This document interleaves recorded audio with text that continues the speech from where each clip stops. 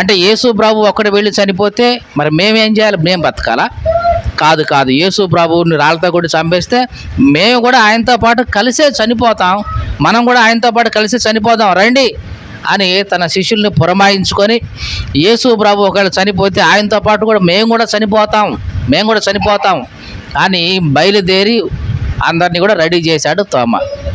ఇప్పుడు చెప్పండి, తోమా యొక్క లక్షణాలు మంచియా కాదా?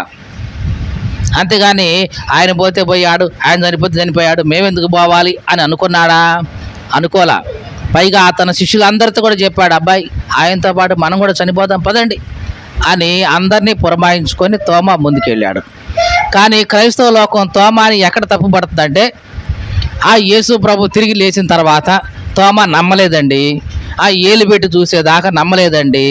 అవును, ఆయన సందేహం అది. ఆయన మొదటి నుంచి కూడా ప్రతిదీ క్లారిటీ తీసుకునేవాడు.